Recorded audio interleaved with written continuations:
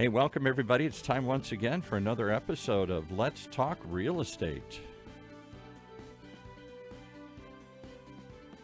Your weekly BS with Barry Saywitz about the current commercial real estate market here in Southern California, as we take a no BS look at both sides of the issues driving the market today, always looking for best solutions from the man who's best positioned to tell us, Barry Saywitz. Morning, Paul. We're back here again, and thanks to all of our viewers and our listeners for tuning in. We're here for another episode and another week of Let's Talk Real Estate. Before we get going, I want to do a special shout out to the governors of the states that have recently announced that they are going to supplement or waive state taxes on gas. And I would make an appeal to our governor here in California, since I just paid $6.50 for a gallon of gas this morning. Anything anyone can do to help us out here, we appreciate it. Now, with that said, I want to welcome our guest today, Peter Beucke, who's the Vice President of Innovation and Sustainabilty for Landsea Homes, which is a public home builder based here in Newport Beach, California, but they have developments and projects throughout the country. And Peter's a long-time real estate, developer extraordinaire, originally from Orange County. Peter, welcome to the show. Thank you. I don't know about extraordinaire, but I appreciate you being on your show. Yeah, well, we asked your wife and your family, and they said that's what we should go with. So I figured, what the heck, we'll do it. So we're going to talk today about a little bit different niche than what we've had in some of the previous shows. We're going to talk home building. We're going to talk innovation. We're going to talk change relative to the housing market. And Peter, you've been doing this a long time. Originally from Orange County. I guess let's start with what you've seen in terms of just the growth in Orange County over the past however many years, from what really was a small suburban community to what is now really a major metropolitan market. Yeah, it's pretty amazing, Barry. I mean, I grew up in Orange County when there were a lot of orange trees and asparagus fields and that type of thing. And I got to experience a lot of the growth in Orange County over the years, and I will say that communities like Irvine, who were really leaders in terms of planned communities and land planning, that type of thing, really benefited Orange County compared to a lot of other areas. And growing up, homes were scattered, I would say, and you didn't have the density that you do today. Part of that is just due to what land costs back then versus what land costs now, and really relates back to affordability. Yeah, and the growth in Southern California as a whole, Orange County has exploded exponentially. And as there are less and less opportunities in Los Angeles, people come this way, and people want to be near the coast and in the sunshine. Those are obviously the draws. Relative to Landsea and its business plan, I guess, and game plan for going forward, you guys have done a number of projects here in Southern California and have a couple more that are currently underway and planned. I guess talk a little bit about the company as a whole and what its niche is, and then I guess we'll dovetail into some of the projects you have going on here in Orange County. Sure. We are a public home builder, as you mentioned earlier. We, especially in Orange County, are very experienced in terms of, where we build, where we like to build. Once again, we're really attracted to the affordability side. So, we look for opportunities where we can possibly develop sites. I think that's a big difference between maybe yesterday and today. You used to have a lot of finished lots that you built on in Orange County. In today's world, you look for opportunities maybe where you can go in on an infill basis and develop a site and plan homes around that. We've done several communities.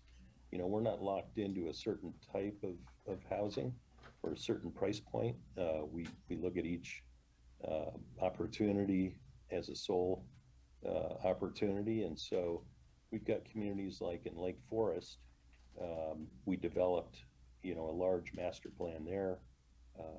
We brought in other builders, and we've built out different communities. That project really is kind of at the tail end of the building cycle. It's starting to mature. We also did a project down on Balboa Peninsula where it was more dense product, townhome, higher end luxury. So we're not necessarily focused on one demographic. It really comes down to the opportunity. Yeah, and here in Orange County, you have some big master landowners like a Irvine Company, like a Mission Viejo Company that really control large swaths of land and have their own master planning designs and game plans. So you talk about infill, while the projects that you have done are what I would call mid to larger scope, relatively speaking, certainly smaller relative to some of these master plan type of communities with hundreds and thousands of homes in multi-phases. But it seems to me that the Lake Forest project, as South County becomes more attractive and as the El Toro base gets developed with 5 Points and everything else around there, that location's got to become even better and better as time goes on. It's amazing. I mean, I think, that location really becomes central. As everybody's aware, travel time is the key in Orange County and LA. And, what we're seeing is opportunities as we go south.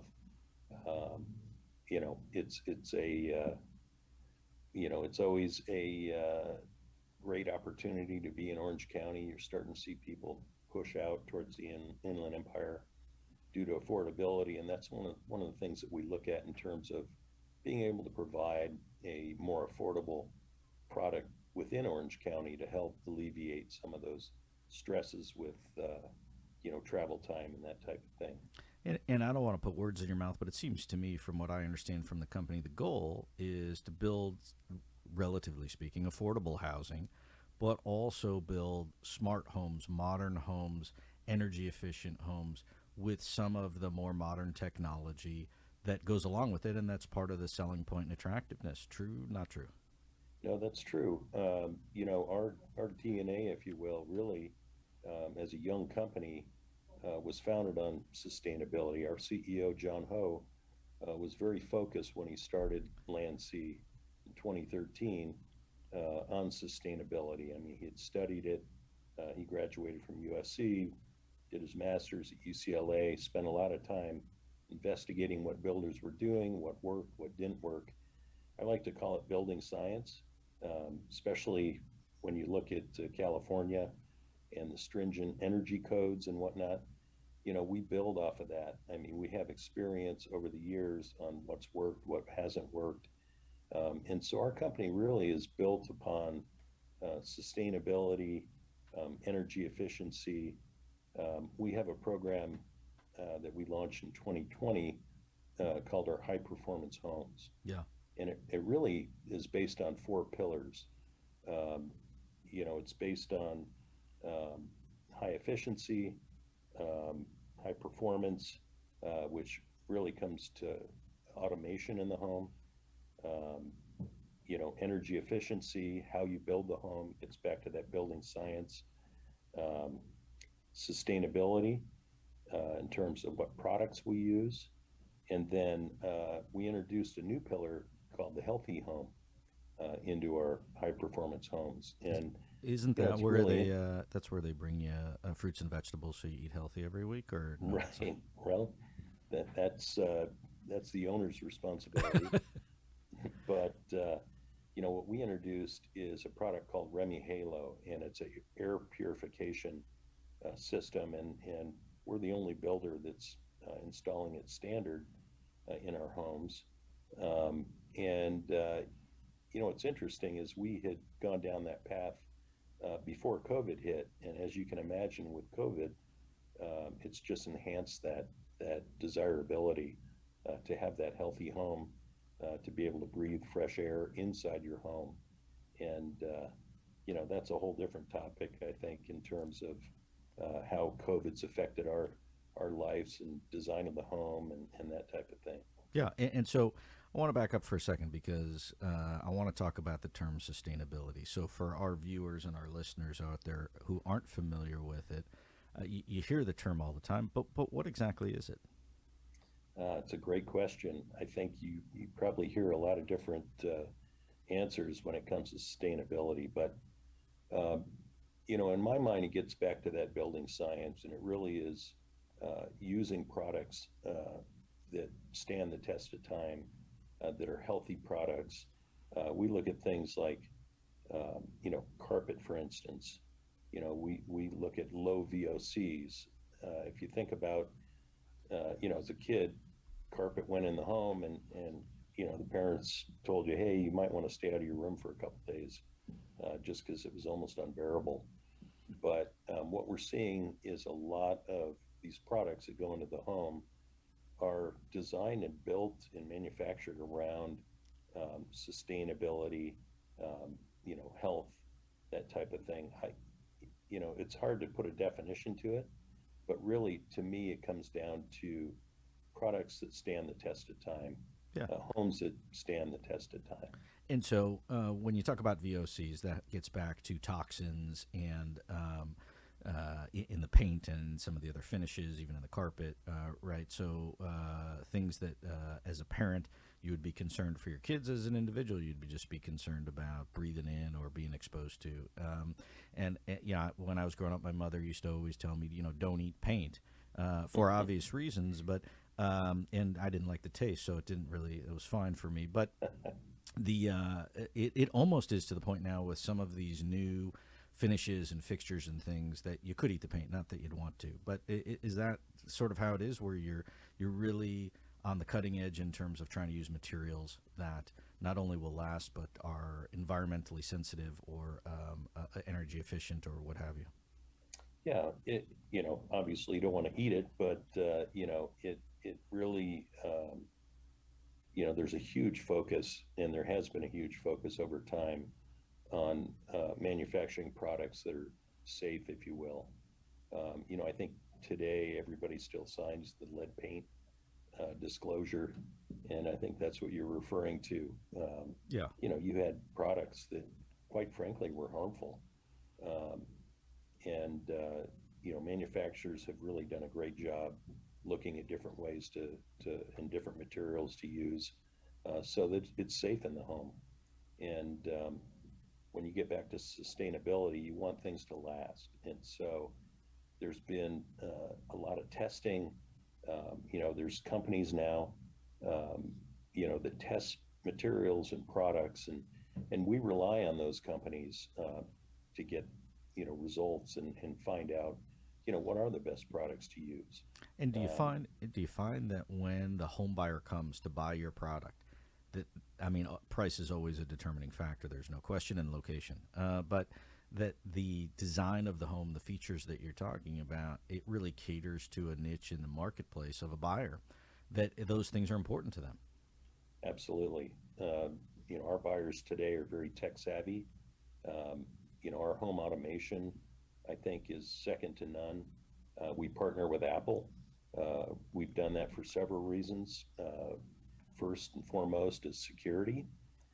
We've all heard the stories about other companies, where Santa's at the doorbell, and the 2-year-old opens the door, and there's issues. And so safety and security really was the first reason why we chose Apple. But really, it's that HomeKit platform that we love, and those products that go into it. We use a HomePod Mini as kind of our hub. Yeah. We do things that link to that. You can talk to Siri, and we've got smart switches, smart thermostat, front door locks, just a myriad of products. And then there's also what we call bolt-on options as well that can be purchased, such as shades for the home, automatic shades. But we spend a lot of time looking at different products that are included in our home at a no cost to the buyer. And it gets back to what you're saying about design of the home. What's interesting is Orange County has always been the hub of residential design. You'll find more architects located in Orange County that do work all over the states and even the world that are located in Orange County. Yeah, And it's so we interesting. rely heavily on those architects. And from a technology standpoint, I mean, you basically can walk around with an iPad or your cell phone or whatever tablet you decide you want to put on and really control everything that you want to if you want to, right? So whether it's lights, garage doors, air conditioning, heating, your pool, your jacuzzi, and obviously you can order food and have it delivered now and everything else. So it's to me, the person who doesn't want to leave their home or can't leave their home, or in the case of COVID, wasn't leaving their home, you really have the ability to control many things from literally the flick of your iPad, as opposed to old school, which is walking around the house and shutting off lights and turning things off and on.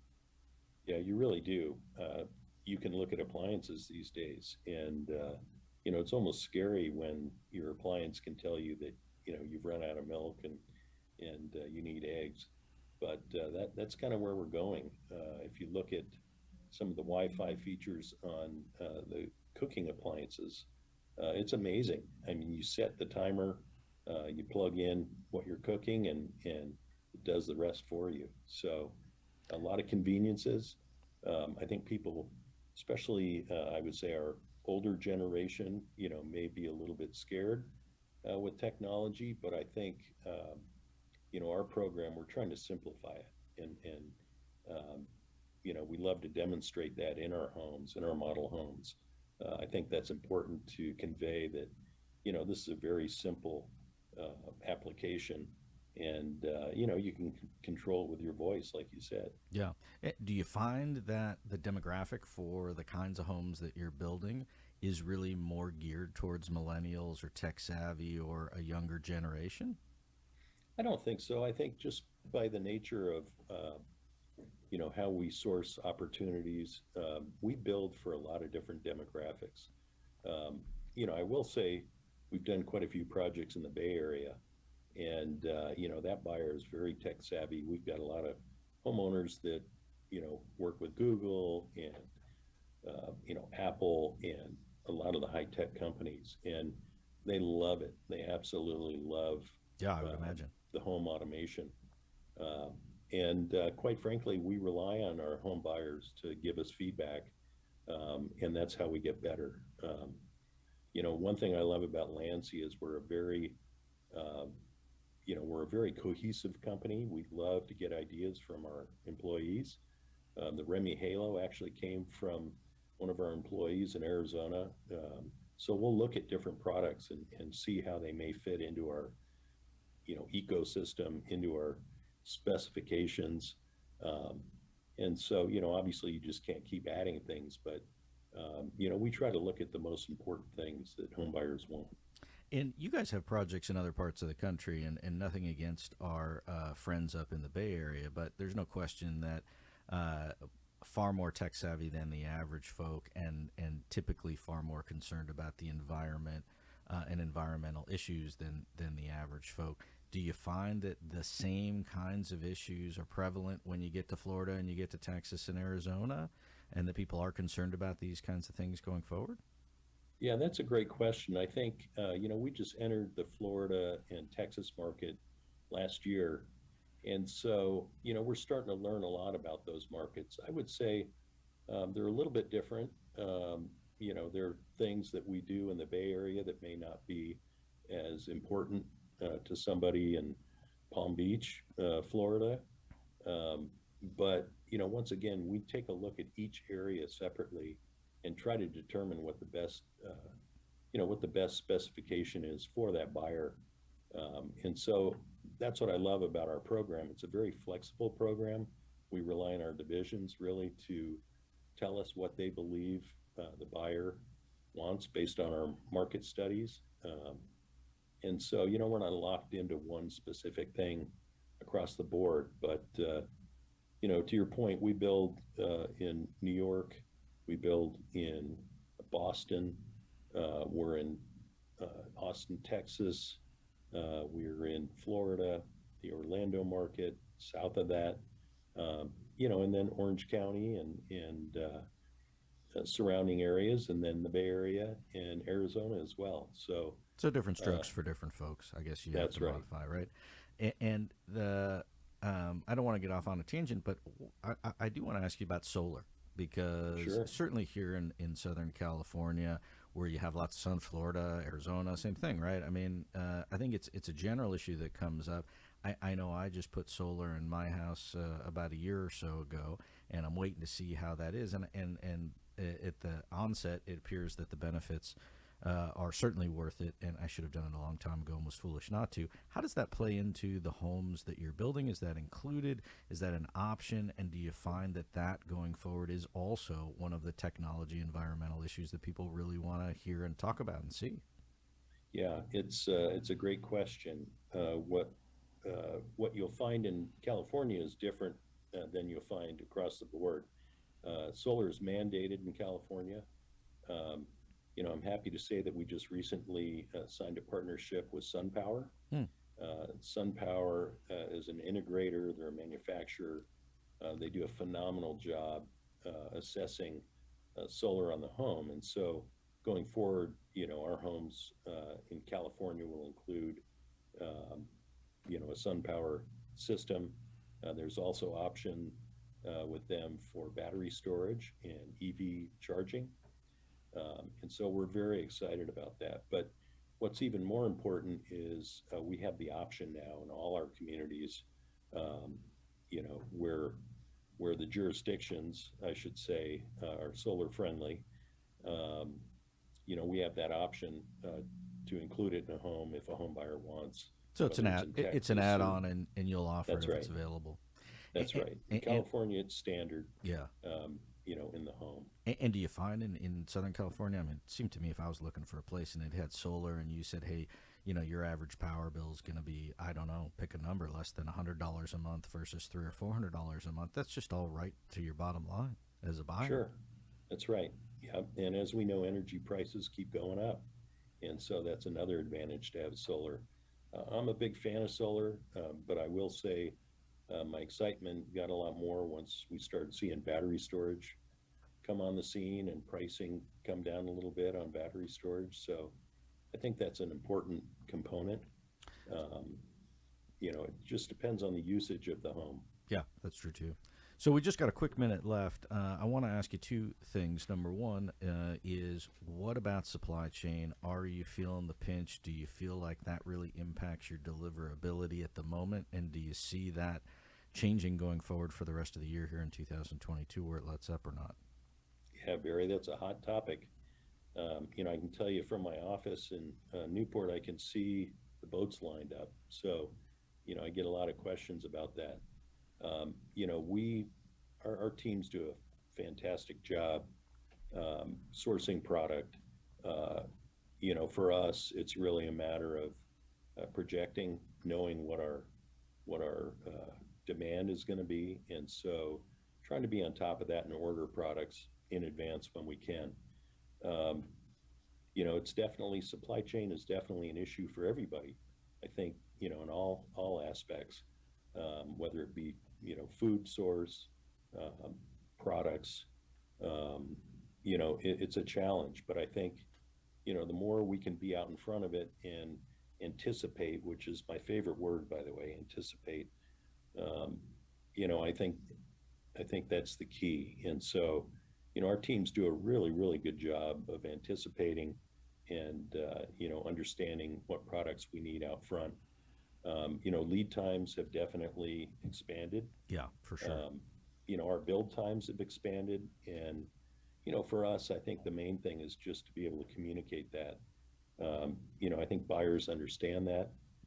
Doesn't mean they don't get frustrated, but at the same time, I think we're all feeling that crunch, and it's really about communication and anticipation.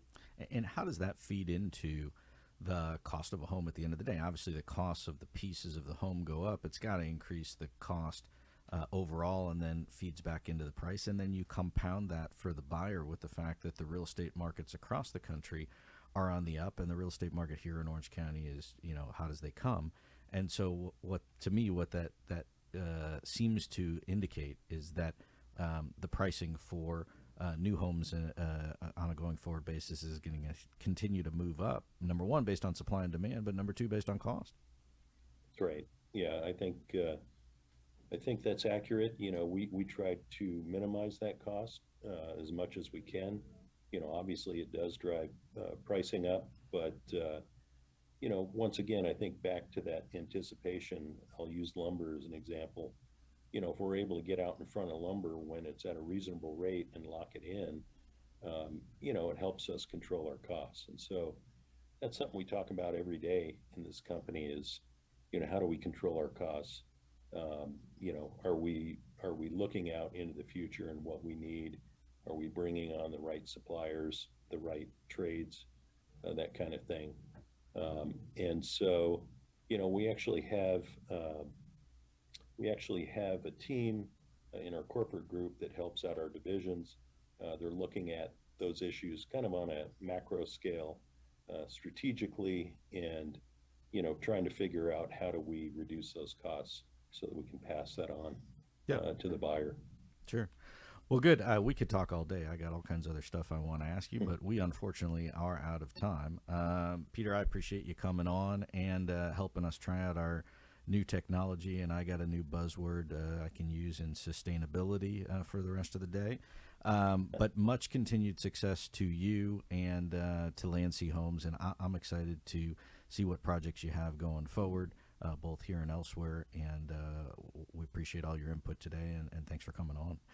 Thanks, Barry. I really appreciate it. So I want to thank Paul Roberts and our whole team here at OC Talk Radio, as always, our producer, Sophia, and everybody who makes the show happen. For our viewers and our listeners out there, we will see you back here next week on Let's Talk Real Estate. I am Barry Saywitz, president of the Saywitz Company and managing partner of Barry Saywitz Properties. As always, we try to look at both sides of the equation, and today we've taken a unique look at energy efficient home building, which is a niche that we haven't looked at before, and I'm excited we got to talk about it. And tune in next week and we'll have some more fun stuff for you to listen to as well. Thanks for tuning in.